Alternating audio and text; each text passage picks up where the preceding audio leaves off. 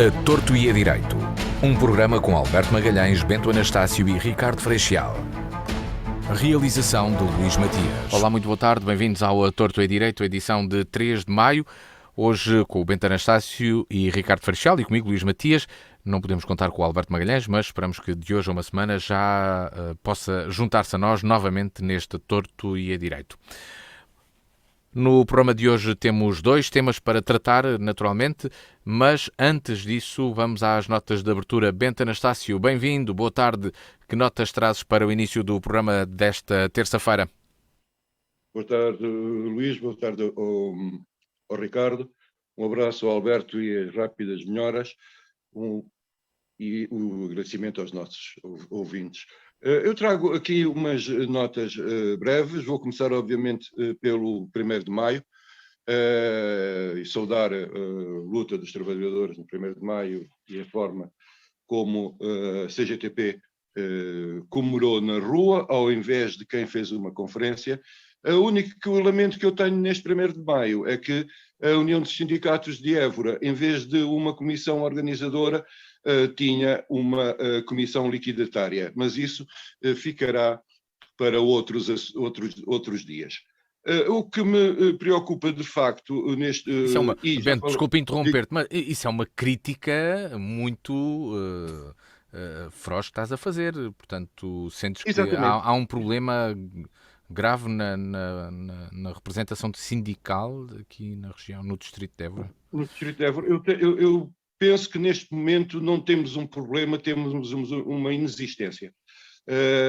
As comemorações do 1º de maio que vi e em que participei foram de tal maneira pobres, de tal maneira tristes, que, em minha opinião, envergonharam a grandeza da CGTP Intersindical Nacional.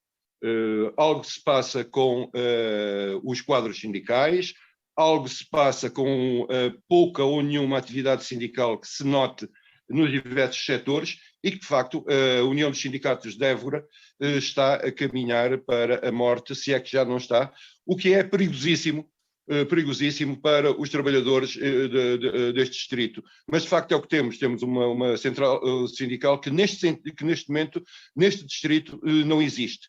E quando a CGTP deixa de ser a força sindical, algo vai ir mal no reino da Dinamarca. Mas sobre isso e sobre o movimento sindical poderemos falar um outro dia. Mas, de facto, fica a nota, e que como tu registaste bem, de uma crítica muito forte à direção da União dos Sindicatos de Évora. Passemos então ao que me trazia aqui, no início, que tem a ver com a inflação de 7,2% que nós tivemos, e isto está ligado, obviamente, à nota anterior, aos 7,2% de inflação que tivemos. Nós já aqui tinha alertado antes, cerca de 2 meses, que isto estava escrito nas estrelas, como diria o Santana Lopes. E ninguém fez nada, toda a gente olhou para o lado. Olhou para o lado do governo, esfregaram as mãos os patrões, olharam para o lado dos sindicatos, muito preocupados cada um com a sua quintinha, e esquecendo-se que, de facto, não vale a pena estar a fazer negociações de um ou outro contrato, em uma ou outra empresa. É necessário, de facto, olhar com olhos de ver para isto. Porque eu não vejo de forma nenhuma que a tendência seja para baixar a inflação. Nós basta irmos a um mercado e olharmos ao preço dos produtos básicos. Nós olhamos para o preço que tinham, sei lá, as alfaces no mercado ou que tinham as batatas, e nós olhamos para aquilo e perguntamos aonde é que estão os 7,2% de inflação, quando nós sabemos que de facto é o triplo. Nós vamos comprar o frango e o frango quase que aumentou 100%. E depois vêm brincar connosco estas taxas de inflação que eu não faço ideia nenhuma qual é a forma de cálculo. E toda a gente continua a soprar para o lado. Não faz rigorosamente sentido nenhum. E depois temos um primeiro-ministro e um Ministro das Finanças que devem morar algures entre Vênus e Marte, como diria o José Cid naquela brilhante obra que são os 10 mil anos entre Vênus e Marte. Quer dizer, alguém estará não vive neste planeta. E nós estamos a ser desgovernados por gente que está neste momento a cometer o que para mim é a única coisa que não se pode discutir, não se pode perdoar a um político, que é a desonestidade intelectual. Quando se sabe que se está a fazer uma análise errada, com pressupostos errados, isso é desonesto. E o país não pode ser governado por gente desonesta. E, sobretudo, gente intelectualmente desonesta. Daí que deixo aqui o alerta, vamos todos, e perdoem uma expressão, pôr-nos a pau, porque a coisa vai ser muito complicada. E desculpem o tempo todo que eu ocupei, mas pronto, faço contas que é o tempo do Alberto. Não, espera aí, Beto. O Ricardo já está a reivindicar a sua parte. Metade do tempo, Ricardo. Porque eu também sou trabalhador, não sou do CGTP, mas também sou trabalhador. Está bem. Ricardo Freixal, boa tarde, nota de abertura do programa de hoje. Bem-vindo. Boa tarde, Luís Matias, boa tarde, Beto Anastácio, boa tarde aos nossos ouvintes e espero que seja uma boa tarde também para o Alberto Magalhães e que ele recupere rapidamente. E ao Luís Matias, a Rádio Direita tem que começar a arranjar ou arranjas suplentes no painel ou então não vai ter o plantel aqui todo em condições. Bom, as lesões de final da época. Isto é final da época já. Mas, portanto, que o Alberto Magalhães recupere bem e que tudo passe bem. Bom, eu não... Bom, o Bento Anastácio já se ocupou aqui o QB das comemorações do 1º de Maio e eu ocupar-me das celebrações do domingo passado com o Dia da Mãe que foi, fazendo aqui uma homenagem à minha mãe, que infelizmente já não tenho, que tenho lá no além, e que me deu o ser, e a todas as mães que foram mães, e que, do ponto de vista do calendário, coincidiu a comemoração aqui este ano com o 1º de Maio. E, portanto, para desanuviar um pouco a coisa, eu lembro aqui esse dia como um hino às mulheres também que foram mães. E, portanto, o meu bem-aja a todas elas. No 1º de Maio eu sou trabalhador também, mas não sou da CGTP, não pertenço à União dos Sindicatos e não entendo o 1º de Maio como uma comemoração em termos sindicais, como uma unicidade. Eventualmente outras centrais sindicais, outras operações sindicais, outras organizações sindicais terão comemorado de outra maneira. Portanto, não partilho não partilho nada, mesmo nada. Obviamente. Nada. Não, obviamente, Beto. Eu sou trabalhador. Agora, para mim o 1º de Maio é o dia de luta. Nunca fui, é quando o homem quiser. Agora, nunca fui muito adepto, não me revejo na central sindical essa e, portanto, não tem falta nenhuma daqueles 1º de Maio em que a unicidade sindical proliferava e mandava nesta coisa toda. Bom, e agora com isto tudo, notas de abertura, eu tinha aqui para falar hoje, e isto entronca um pouco também naquilo que o Bento disse. Eu não sabia que o Bento ia falar da inflação, mas a inflação é o resultante de uma série de medidas ou de falta de medidas ou de falta de estratégias que depois naturalmente vão resultar na inflação. Eu remeto-me aqui, o Costa está na Berlinda, o Costa não é o Rui, é o António Costa, não é? O António Costa, o primeiro-ministro, está na Berlinda porque estas medidas, eu fui alertado ontem por um colega meu que me disse, tu já viste, passo o termo, este gajo no Alentejo, já falámos nisso, pode ser um gajo porreiro, neste caso não é, que baixa o gasóleo sensilato e aumenta o gasóleo agrícola. Ora bem, eu não estou aqui a defender a minha dama. O facto de eu fazer agricultura não quer dizer que eu veja aqui preso ao facto de António Costa ter aumentado ou ter feito diminuir a subvenção que faz ou a ajuda que faz ao consumo do gasóleo agrícola. Mas transversalmente à atividade agrícola, à atividade industrial e a todas as outras atividades que consomem gasóleo numa perspectiva de geração de riqueza e geração de trabalho. Sim. Ricardo, só uma coisa que é para as pessoas perceberem melhor o que estás a dizer. O chamado gasóleo agrícola ou gasóleo verde é também para a pesca. Portanto, é um fator determinante no preço daquilo que nós vamos comer. Exatamente. Eu ia terminar a minha intervenção com tudo isto. Quer dizer, não é este apenas o reflexo da má política ou da falta de estratégia depois que se vai repercutir no consumidor, porque o produtor, infelizmente, o produtor neste momento não tem qualquer tipo de mais-valias ou de compensação por esse aumento dos custos de produção. Até agora não teve. Terá ou não a posteriori, depende tudo dos mercados, commodities, enfim, tudo isso. Mas o que é facto é que neste momento não há, aliás, quando estamos aqui a abordar, e quando abordámos o orçamento, eu disse até são os pilares fundamentais que definem ou que deviam definir uma estratégia concertada que conseguisse ser resiliente a estas alterações bruscas. Não acontece, não existe. E então, quando não existe, andamos aqui com medidas avulso. E o homem, sei lá, baixa num lado, aumenta no outro, mas tudo isto resulta contraproducente face àquilo que nós pretendemos, que é a sustentabilidade e a manutenção da qualidade de vida com o mínimo de dignidade para a população em geral. Independentemente de serem produtores, de serem consumidores finais, do que é que seja. E, portanto, uma vez mais, nós estamos aqui um pouco a navegar à bolina, à vista, com esta falta de estratégia, com estas medidas avulso que muitas vezes penalizam e que depois, estes surtos inflacionários e estas alterações do ponto de vista económico resultam, de facto, de pouca consolidação de políticas. E, portanto, o meu mais veemente protesto, uma vez mais, face a este status quo que nos acompanha e que nos prejudica todos os dias. Ricardo, já agora está a terminar a sua nota, mas vou aproveitar, sendo da área, se tem alguma informação de porque é que o gasóleo agrícola aumentou para os agricultores ou não, se teve alguma informação mais específica a partir do setor, não é? Do setor agrícola. Não faço a mínima ideia. Não tem mais informação? Mas eu vou-lhe uma coisa. Porque esse é um facto, aumentou quando todos os combustíveis baixaram. E, portanto, líquidos,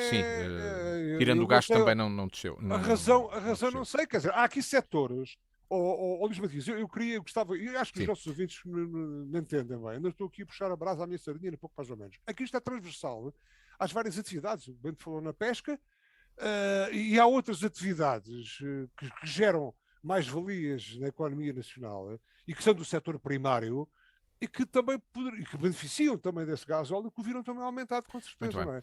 E, portanto, eu não estou a puxar aqui, atenção, porque até sou, na minha prática de sistema agrícola, sou daqueles que consumem. Mas, Ricardo, já agora só também uma outra questão. Tenho ideia de que o preço do gasóleo agrícola varia quase diariamente. Não? Luís Matias, pode-me chamar desinformado, eu só me apercebo disso. Estou-lhe a perguntar apenas. Exato, claro, obviamente. Eu só me apercebo disso quando sou abastecido. Muito bem. E quando sou abastecido, para concluir, então. E como não sou um grande consumidor. Exato, o ciclo de observação é diferente. É aqui um pouco à bolina. Mas, de facto, constata-se isso, não é? Só do conhecimento público. E também não vimos a senhora Ministra da Agricultura falar também, não sei se ela existe com certeza, não é? Mas não, quer dizer, isto é transversal às várias atividades. E há uma nota que quase se transformou num tema. Agradeço. Não, mas o culpado foi o Bento. O culpado foi o Bento, claro, para variar, não é, Bento? Lá levas tu com a culpa. Vamos lá. Eu só queria, antes temos de ir à agenda. De entrarmos no tema, eu só gostava de saber, e que isto será tema de certeza da minha parte, as pessoas olharem para os lucros das gasolineiras no primeiro trimestre e olharem para os lucros das distribuidoras alimentares no primeiro trimestre. E depois ver a quem é que isto serve. Pronto, é só deixar esta notinha. Muito bem.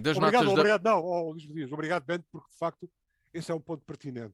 Temos toda esta discussão, não faz sentido que num clima de recessão não faz sentido que as gasolineiras aumentem os seus lucros e que os setores pertinentes na produção sejam penalizados. Obrigado das notas da abertura. Partimos para a agenda. Atenção, Ricardo, temos que concluir. Ricardo, já disse para terminar tantas vezes. Já não há autoridade no árbitro, não é? Não pode ser. Não pode ser. Para terminar, temos de avançar para a agenda. Para terminar, faz muito menos sentido que o regulador, ou quem devia ser o regulador, o Primeiro-Ministro, nos diga: tomem atenção às faturas dos combustíveis e avisem a ASAI. O raio que o... Não é? Partimos para a agenda de hoje. Os ucranianos refugiados estão a ser recebidos por russos pró-Putin em Setúbal. Foram fotocopiados documentos de identificação dos refugiados ucranianos no âmbito da linha de apoio aos refugiados da Câmara Municipal de Setúbal. É o caso mais mediatizado. O presidente de uma associação, Igor Kashin, e a mulher, funcionária da autarquia, terão também questionado estes refugiados sobre os familiares que ficaram na Ucrânia, mas a Câmara Municipal de Setúbal garante que nunca foi feita tal pergunta. Bem, há dúvidas sobre o que está a acontecer. Há esta denúncia, há uma investigação jornalística que mostra factos sobre o que está a ser feito, ou estava a ser feito, porque, entretanto, esta recepção de refugiados pela Câmara Municipal de Setúbal já tem outros funcionários no serviço. Estamos distraídos? Este é um caso de espionagem? O que é que aqui se passa, Bento Anastácio? Bem, o que se passou aqui, depois de tudo o que eu vi e do que procurei saber, o que se passa e o início disto tem a ver com uma falta de sensibilidade, uma falta de cuidado por parte da Câmara de Setúbal, com a direção de uma associação que tem mais de 20 anos e com quem a Câmara de Setúbal trabalha há esse tempo. Portanto, antes deste presidente, antes da presidente anterior, vem já do tempo do presidente socialista anterior. Portanto, mas isso é uma associação que no início congregava todos os imigrantes de leste. É claro que uma coisa é a realidade e a solidariedade entre eles há 20 anos, outra coisa é outra. É claro, é de muito mau gosto que quem chega fugido de uma guerra leve pela frente com um nacional invasor. Pode ou não ter alguma coisa a ver com o regime, pode não ter nada a ver com isso. Mas, de facto, é uma falta grande de sensibilidade. Agora, vamos ao que traz depois tudo isto. A cópia dos documentos é simplicíssima de explicar e acho que o CEF já o fez, porque todas as associações que fazem apoio a migrantes, sobretudo nas fases processuais, têm uma ligação, quanto mais não seja afetiva, com alguns membros do CEF, que é o gajo que tem mais paciência para nos aturar, ou outro qualquer, e a cópia dos documentos faz parte do processo. Quer dizer, para se entregar um processo em nome do Zé António, tem que se mostrar um documento do Zé António, essas coisas. Isso é absolutamente normal, é o que se passa em todo o lado. Agora, existe por trás disto duas questões que me parecem importantes. Para além da xenofobia, tudo o que é russo não presta, tudo o que é russo é do Putin. Seja estas duas pessoas que não conheço, seja o Dostoiévski ou outra coisa qualquer. Estamos numa altura em que até os miúdos de ascendência russa sofrem nas escolas porque o pai é russo ou porque o avô é russo. Portanto, isto é uma coisa completamente sem qualquer sentido. As outras questões têm a ver com, por exemplo, esse senhor que é o presidente da Associação de Ucranianos em Portugal. Esse senhor que há várias fotografias dele acompanhando o atual presidente a fazer a saudação nazi e que, para além de outras coisas, questionou como é que em Portugal eram legais alguns partidos. Este aqui não é o do Zelensky. aqui não se proíbem partidos. Inclusive, o Chega, que falsificou assinaturas. Já se proibiram. Já se proibiram e tentou proibir-se alguns. Atenção. Pois, até... Não fora isto. Não foram ao 25 de Abril. Não foram ao 25 de Abril. Portanto, nem no 25 de novembro. Sim, nem no cúmulo dos cúmulos do PREC se proibiu o PDC. Proibiu-se o ELP e o MDT. Nem o PDC. Nem o PCP, graças ao Belo Antunes. Nem o PDC. Portanto, tudo bem. Mas neste aqui, cá não se faz essas coisas. E tem outra coisa, que é ao que isto chegou. Temos uma embaixadora da Ucrânia que se arroga ao direito de se imiscuir em assuntos internos do país. O regulamento do acesso a estrangeiros neste país é claro. Os estrangeiros neste país não podem fazer política. E muito menos a representante de um Estado pode mandar palpites sobre a vida interna de outro país. A senhora não é Natasha ali do coisa. É a embaixadora. Não pode... Ricardo, eu já lhe dou a oportunidade, porque preciso que o Bento termine, porque eu tenho que passar precisamente para o Ricardo. Bento, ia pedir que terminasse agora. Temos a oportunidade de voltar a falar do assunto contigo, naturalmente. Mas gostava Ricardo, de ouvir. Sim, então diga, Ricardo, que a gente... mas eu passo para o Ricardo. Ricardo, no tema que aqui trazemos na agenda, esta questão de serem cidadãos russos, alguns que são identificados como membros de associações que estão ligadas ao governo russo e defensores do governo de Putin, a receber diversos imigrantes no país. Que análise é que faz? Sendo que também há informação, tem-se falado muito da situação da Câmara de Setúbal, mas a Embaixada da Ucrânia em Portugal falou deste assunto há várias semanas. Aliás, ele chegou a ser referido aqui no programa, pelo próprio Alberto Magalhães, nesse alerta feito pela embaixadora, mas há outros municípios que têm cidadãos russos, ou tinham cidadãos russos a receber e a acolher estes ucranianos, nomeadamente Albufeira, Aveiro e Gondomar. Que comentário faz, Ricardo? Antes disso, e eu saltei um pouco ali ao caminho ao Bento Anastácio, quando eu estava aqui a pedir, de facto, respeito pelas normas internacionais em termos de política e de não ingerência nos assuntos internos dos outros países, o que diremos nós em termos de ingerência nos assuntos internacionais e no respeito pela norma internacional do Ministro dos Negócios Estrangeiros russo, não é? O que diremos? Mas eu não tenho nada a ver com isso. Nada, não, mas estou eu a dizer, o que diremos nós? Ainda se fosse o Ministro cubano, claro, é igual. Agora o russo não, porra. É igual. Desculpem. Nada, tudo bem. O porra é uma interjeição, não é uma ofensa, é uma interjeição muito alentejana. E, portanto, ainda bem que falaste disso, porque pode escapar a um de nós qualquer, não é? Pode escapar. Ora bem, Luís Matias, continuando aqui no diapasão do Alentejo, é a mesma coisa que meter uma raposa no galinheiro.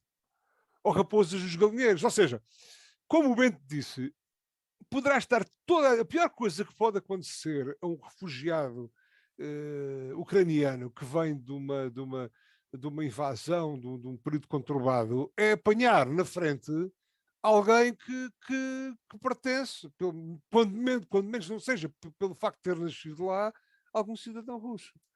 E de facto há que acautelar todas essas situações. Depois, há 2 ou 3 programas atrás, quando falámos um pouco da suspeição de algumas situações, eu disse, atenção, mas o Medina, quer dizer, a doutor, não é o doutor, o Medina está controlado, porque este caso não acontece só agora, já aconteceu antes da invasão russa, com o facultar de dados de cidadãos organizadores de manifestações que não eram propriamente a favor do regime de Putin.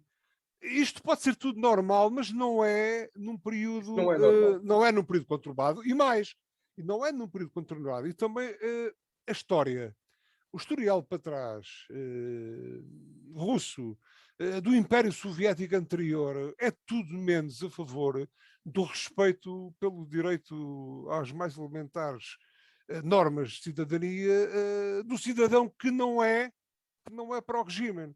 portanto, lamenta-se isso. Lamenta-se isso não só, eu lamento que isso aconteça diametralmente em todas as regiões do globo, e também, neste momento, período conturbado, nesta região, sob a tutela de uma ideologia, sei lá qual ela é, dos russos, ou do pró-império russo, ou seja, aquilo que for. E, portanto, não é confortável que isso aconteça. Parece-me que já houve uma senhora secretária de Estado que foi exonerada, não é? Porque também havia, porque isto não é apenas um caso isolado. É Não, que mas essa situação é diferente, Ricardo. Está Não bem, mas chegou são ao governo. organizações, Não chegou ao são governo. Não organizações. chegou ao governo. Apenas Está bem, mas só, não só chegou lá deixar ainda, esse. não chegou lá ainda, mas já chegou outras de organizações, enfim, que de alguma forma estão aqui a intrometer-se naquilo que seria a solidariedade para os refugiados, com fins que podem não ser os mais nobres. E eu, sinceramente, quer dizer, eu duvido do que vem daquele lado. Eu duvido um bocado por aquilo que todos nós já passámos, ou fomos, ou que felizmente não passámos porque houve oposição forte e firme, mas eu sou pelo respeito pela liberdade dos outros, por viver e por deixar viver, e não posso imaginar que exista, que este período esteja a acontecer e que depois, numa situação de sensibilidade, de fragilidade de todos estes refugiados, ainda por cima tenham que ser confrontados com estes. Ouça, paira sobre mim aqui o célebre KGB e toda a teia e toda a teia montada para fins que não são os mais nobres. E, portanto, eu lamento e eu oxalá quer dizer, se isto acontece às vezes na caserna, passo se calhar na clandestinidade, que do ponto de vista institucional que não existam organizações a colaborar, entre aspas, com o Estado ou com as organizações de solidariedade, e aqui institucionalmente as câmaras, a pactuarem ou consentirem que existem situações destas. Eu não quero dizer que pactuem, porque depois a coisa começa a ser tão escandalosa. Passo precisamente passo ao Bento Anastácio sobre isso, a partir também de algo que o Bento referiu logo no início, de considerar que havia aqui uma falta de sensibilidade na escolha das pessoas para o acolhimento destes refugiados. Temos de ter também presente que foi uma situação que começou a acontecer muito rapidamente e de uma forma que não é também habitual no nosso país, um acolhimento de tantas pessoas de uma forma tão rápida e de forma tão aberta, mas de acordo com estas informações, este tipo de acolhimento está a ser feito por associações de imigrantes de leste, normalmente lideradas por cidadãos russos, um pouco por toda a Europa. Bento Anastácio, nesta situação, para além da questão da sensibilidade, ainda na questão da sensibilidade, será que as autoridades policiais, nomeadamente os serviços de investigação, estão atentos ao que aqui pode acontecer, se existe realmente uma interferência, por exemplo, da Rússia e noutras circunstâncias, se os dados recolhidos realmente são protegidos e não são transmitidos, sejam estes, sejam outros, dentro do serviço público a outras entidades? Será que não podemos ficar com essa dúvida ou não? Da experiência que eu tenho, e só posso falar do Serviço de Estrangeiros e Fronteiras Português, não posso falar dos outros, há sempre alguma cautela por parte do CEF com quem está a lidar. Porque, obviamente, que há gente com muitos interesses, que não só os da solidariedade, bora lá preencher os papéis desta malta para eles poderem cá ficar e trazer a mulher e os filhos, mas há gente com outros interesses, não tenho dúvidas nenhumas. E vamos pegar no exemplo de quando houve a alteração da lei em Portugal, que começaram a aparecer gente nas fronteiras, sobretudo romenos e etc., encaminhados pela máfia, para virem tratar dos papéis aqui. Portanto, esse perigo existe e não é novo. O que é que acontece? É que em tempo de guerra aumenta exponencialmente. Aumenta exponencialmente, por um lado, pelo número de pessoas que saem ou que chegam, aliados a isto, o desespero e a falta com que as pessoas chegam.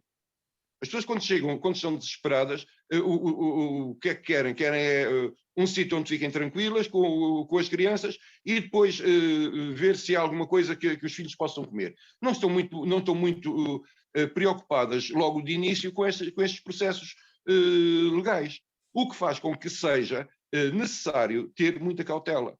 Eu aqui alertei há tempos sobre os problemas que advêm ao nível do tráfico humano, ao nível de crianças que não sabem muito bem por onde andam.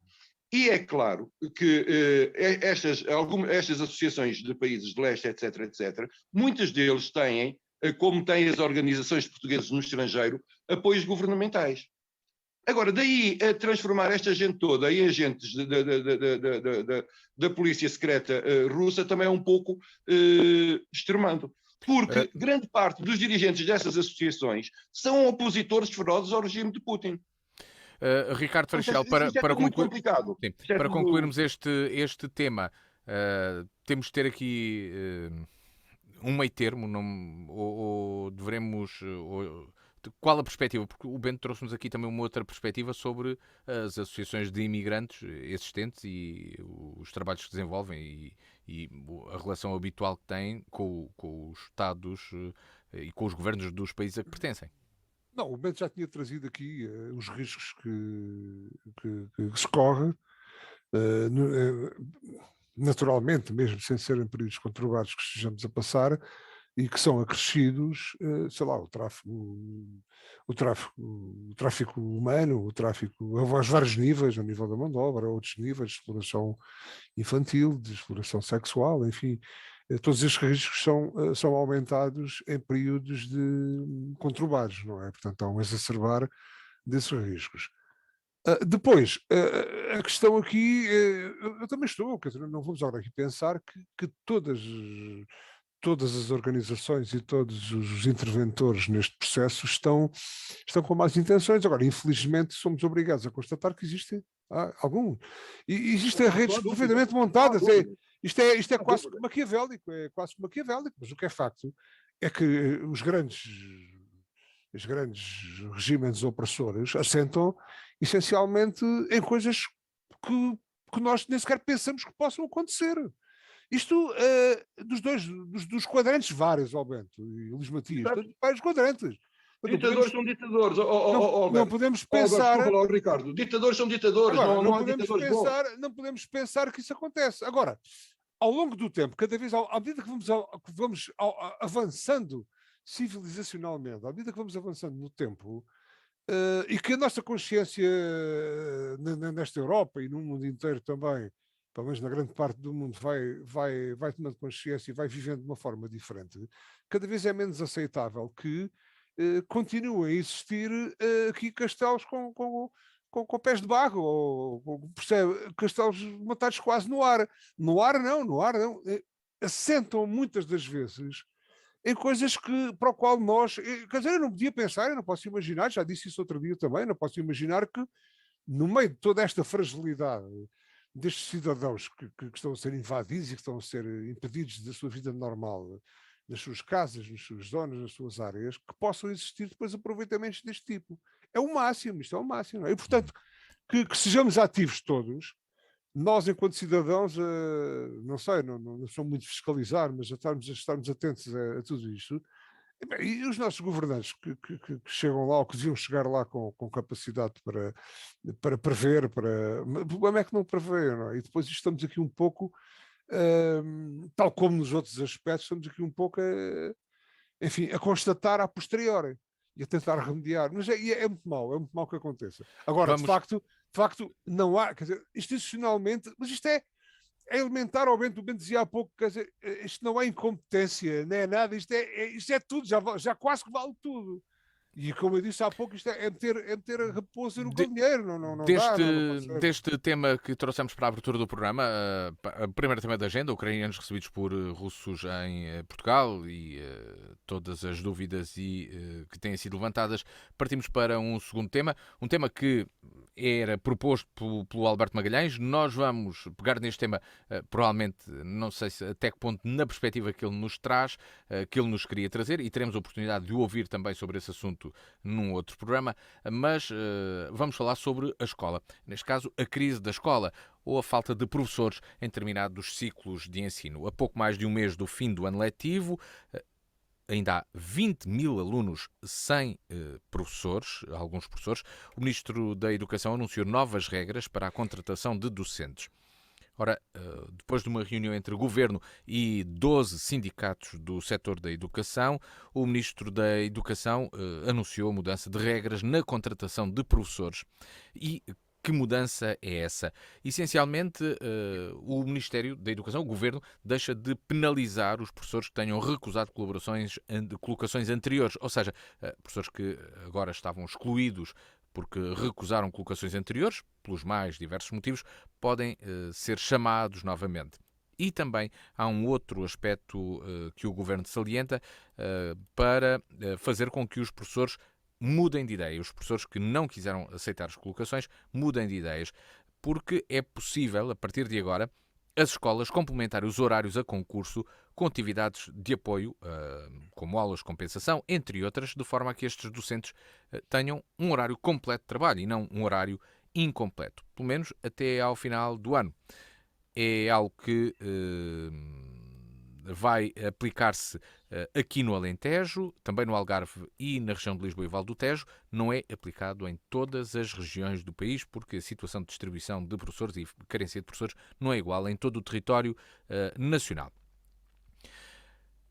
Ora, partindo do início, Bento Anastácio, não é uma novidade, já se fala há muito tempo da falta de professores. Aliás, facilmente falamos disso porque certamente conhecemos alguém que tem um familiar ou alguém que não tem um professor numa disciplina, provavelmente. É fácil, neste momento é muito fácil. Isto parece fazer-nos recuar bastante tempo atrás, quando faltavam realmente muitos professores nas escolas. Estamos nessa situação atualmente. Será que isto são medidas para tapar buracos ou é uma mudança de regras que ficará e que se está agora a testar para resolver este problema da falta de professores? Ou há outros motivos para que não haja professores nas escolas? Eu não tenho memória de chegar ao final de um ano letivo com 20 mil alunos sem aulas. Não tenho. Posso ter alguns problemas de memória, mas não me parece que fosse coisa que me passasse completamente ao lado.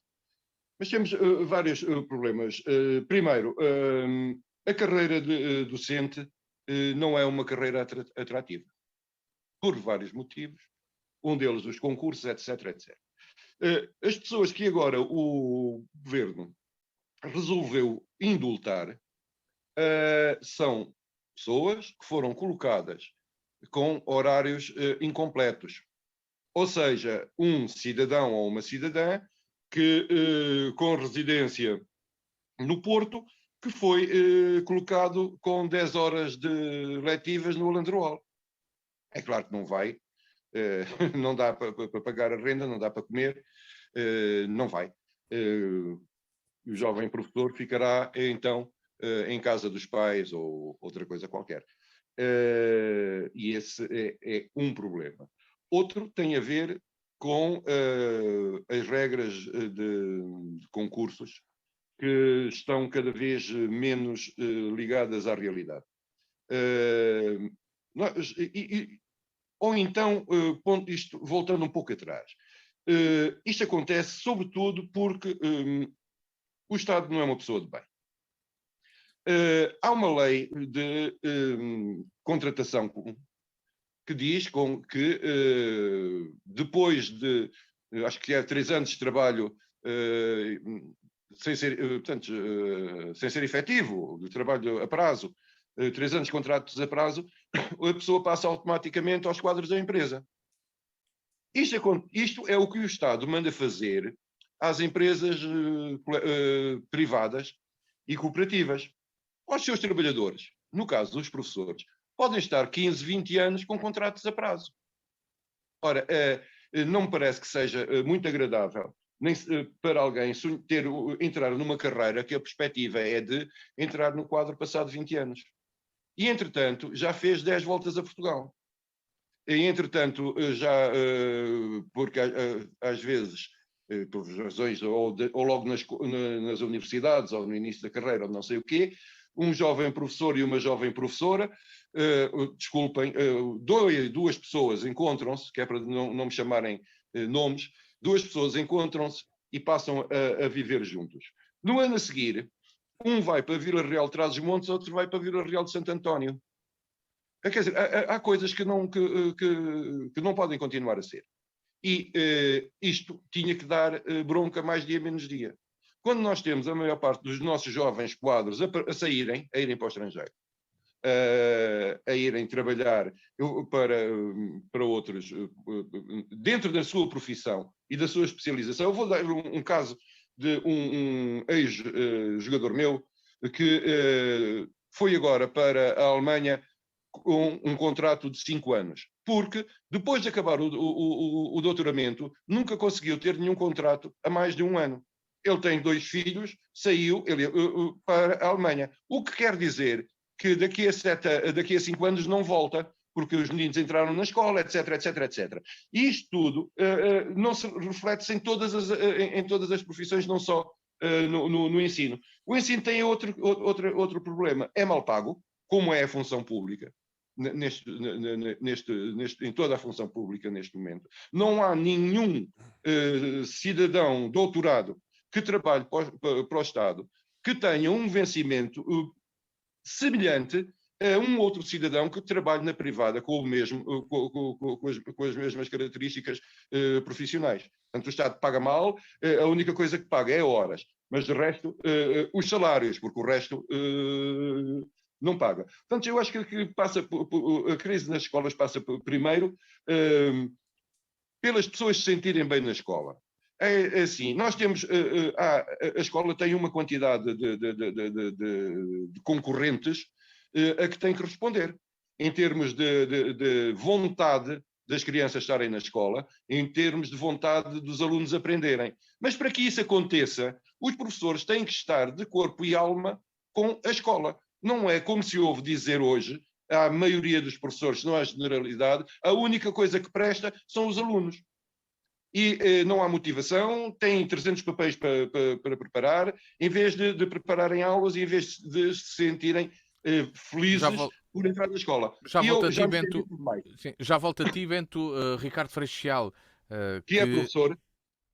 Que é professor, exatamente. Está na carreira de professor universitário. Ricardo, a crise da escola, começámos por esta questão da colocação de professores, da ausência de professores ou da falta de professores para 20 mil alunos nesta altura. Estamos a ter uma resposta garantidamente que não é tempo, óbvio, porque estamos no fim do ano letivo. Acho que isso ninguém, até o próprio governo, considerará que aquilo que está a ser feito agora, naturalmente, é fora de tempo. Está a ser feito agora, não foi feito antes, mas está a ser feito agora. Isso é outra questão. Mas, estando estas mudanças de regras, será que vão fazer com que os professores queiram ficar? Será que é este o caminho? O que é que se passa? Bom, o tema... O Bento teve o cuidado de dizer que também é professor, mas eu ainda estou aqui nessa condição, vamos lá ver. Está bem. Estou aqui como pai de leiro, estou aqui como pai de leiro, faço o termo, com toda a honra e com todo o empenho que ponho nessa condição. E portanto, vamos lá ver, mas a condição de ser professor... Fui professor, fui aluno, não fui professor do secundário, fui aluno, sou cidadão, sou pai, e portanto permite-me de alguma forma também ter alguma opinião sobre o tema. Mas o tema que eu não sei se o Alberto Magalhães, quando falou na crise da escola, se queria queria só discutir o assunto relacionado com uma parte do problema, que podem ser os professores, ou se queria falar no problema da crise da escola senso lato, que isso daria para mais do que um programa. Mas, remetido para esta discussão que aconteceu aqui, bom, só uma coisa, se existem alunos que não têm professores, e se existem professores em quantidade suficiente para assegurar as necessidades desses alunos, só há aqui uma coisa, que é uma má afetação de recursos, nitidamente, não é? E agora, de quem é a culpa disso? Bom, aí a discussão é muito abrangente, porque de facto sou sensível a todas as questões, sou sensível ao facto dos alunos não terem docente, não terem aulas, não estarem ocupados, estarem sempre penalizados na sua formação, e na sua formação, porque isto depois... Na sua vida. Tudo, na sua vida, porque isto depois... Exatamente, na sua mexe vida. com a vida familiar, com tudo isso, e estes anos não se recuperam. Não há aqui crescimento compensatório nestes aspectos, há coisas que podemos crescer mais em determinadas fases da nossa vida, mas há aqui fases fundamentais que têm que ser acompanhadas. E depois, também sou sensível ao facto de, sei lá, os docentes que neste tipo de carreira, que não é propriamente aquela onde eu estou integrado, que se vê, como isso sou sensível, isso sempre fui, quer dizer, como é que é possível agora um docente não ter vínculo e vínculo social também, e ter que estar sujeito se calhar a ter que pagar para dar aulas, para dar escola, porque muitos casos são esses, quer dizer, um docente que é colocado em Vila Real de Trás-os-Montes e que faz deslocar, ou que tem que fazer deslocar toda a sua vida social, todo o seu status social, toda a sua vida para lá, não é fácil e se calhar não ganha para dar aulas, para dar escola. E tem que dar para tentar conseguir ao longo do tempo esse vínculo que lhe é necessário para a sua vida futura. Portanto, há aqui, de facto, são questões que são que vão muito para além daquilo que é só o professor e o aluno, são questões de organização, de estratégia ou de falta de estratégia, para a qual, eu sou sensível porque tem pessoas que me são próximas, uns que foram já professores do ensino secundário, outros. A questão do salário, para quem está já colocado, para quem tem vínculo, não é maior, porque o salário não é assim, enfim, tão mau quanto isso, para quem tem vínculo e para quem está colocado já, definitivamente, quer dizer, a sua vida organizada. Agora, muitos anos de carreira. Agora, para aqueles, sim, claro, com muitos anos de carreira, e tem outras regalias, enfim, mas vamos discutir aí. Eu acho que tudo aquilo que é bom... Agora é trazê-los nada, para o ensino. Nada é de menos. Portanto, que se dê, que se pague, que se remunere e que se compense em função do serviço prestado. Agora, de facto, há aqui fatores que são laterais à questão do vencimento, que tem que ver com o vínculo da carreira, com a formação profissional, que tem que ver com tudo isso que falha a esse nível e que pode não tornar a carreira atrativa. Mas, de facto, o que aqui resulta de imediato é que existem alunos, existem infraestruturas, escolas, existem docentes e não estão colocados, então há aqui uma entropia muito grande que tem que ser resolvida. E essa, penso que será o problema menor de resolver, porque com estratégias corretas e pensadas, este problema resolver-se-á. Depois vêm outros, não é? Vêm outros, mas esses depois já são muito mais abrangentes do que estes. Não é? Agora, de facto, haver alunos, haver escolas, haver professores e não haver aulas, algo está mal, não funciona. A comissão de horários está mal. Bento, há uma possibilidade com a descentralização da gestão das escolas e com a intenção do governo de atribuir mais poderes aos municípios. Será que a contratação de professores pode passar por aí, por uma descentralização da contratação? Não, porque o problema é global, não é? Não parece que seja por aí. É nacional, não é por aí. E depois... Exatamente, não é por aí. E penso que as direções das escolas não devem ter o poder de contratação.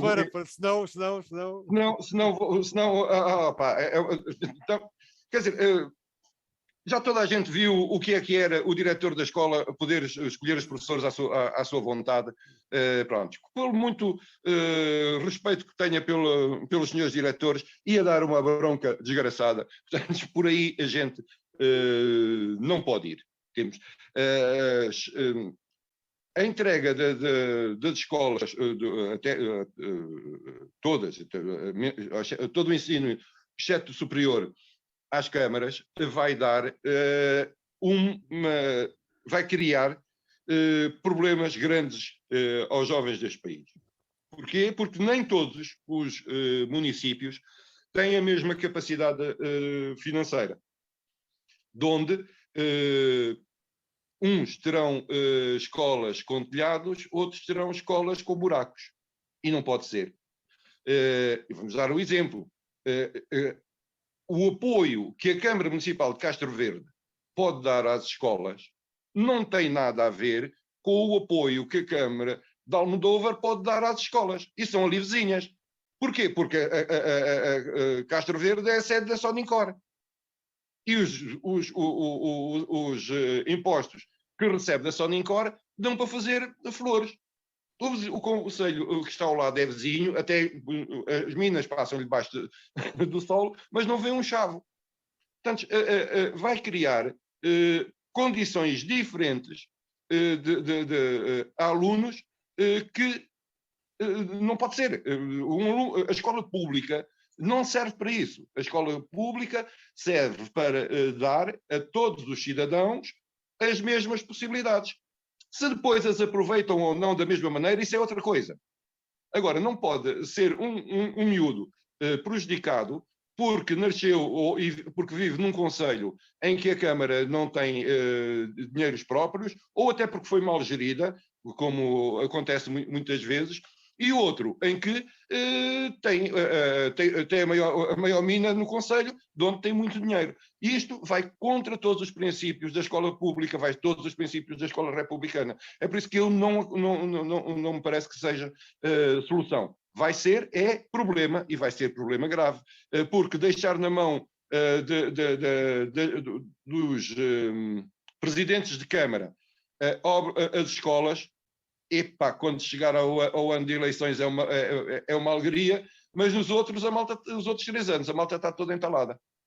E pronto, eu não quero monopolizar muito, porque acho que já ultrapassei, já gastei mais tempo que o Ricardo. Passo para o Ricardo para concluirmos o tema e também o programa.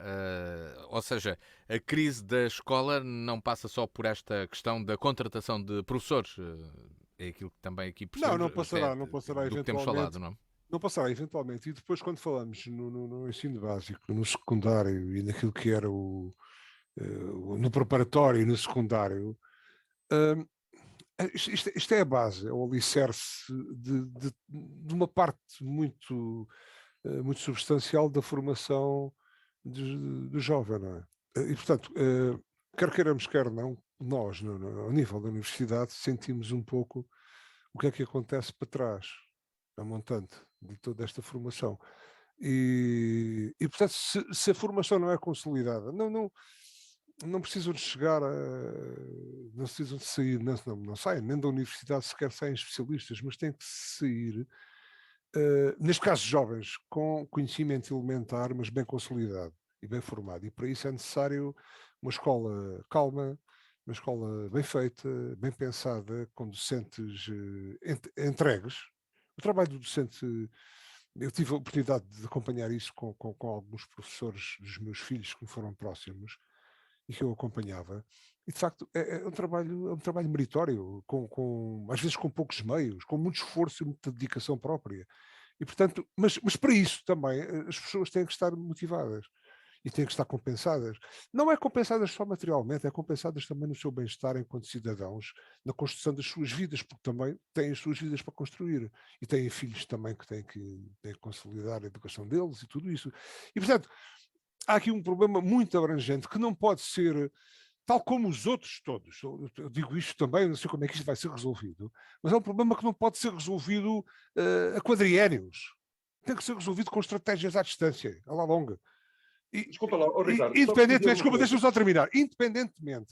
Independentemente das forças políticas que estão aqui, tem que haver, existem políticas, têm que ser, que são naturalmente transversais aos vários quadrantes e às vossas forças.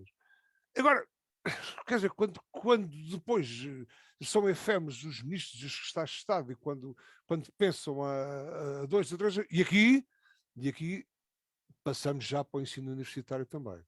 Portanto, a universidade, no topo da formação, ou no lugar de topo da formação, tem que ter estratégias também. Mas tem que receber também gente formada. E para isso tudo, não são só os professores, é a escola, é todo o enquadramento, porque o problema vai, eu não sei o que é que o Alberto Magalhães pretendia, mas o problema, quanto a mim, vai para além da contratação.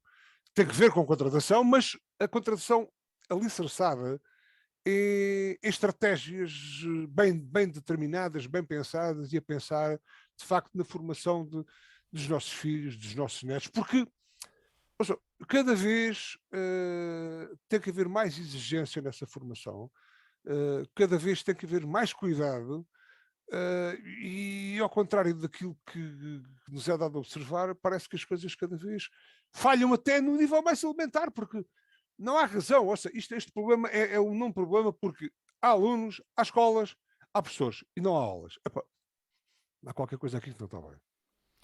Muito bem, Ricardo.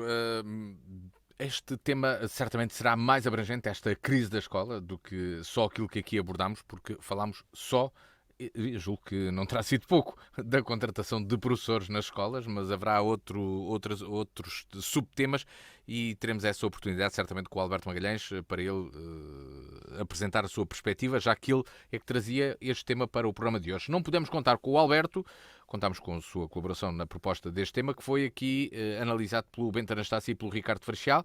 Também falámos sobre a recepção de refugiados ucranianos em Portugal por cidadãos russos, membros de associações que aparentemente estão ligadas ao governo russo.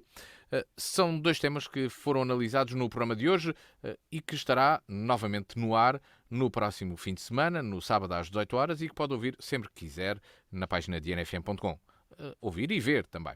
Bento Anastácio, Ricardo Freixal, para a semana cá estaremos e contamos ter cá o Alberto, naturalmente. Talvez estamos todos, não é? Agora... Exatamente. E esperamos estar todos, naturalmente.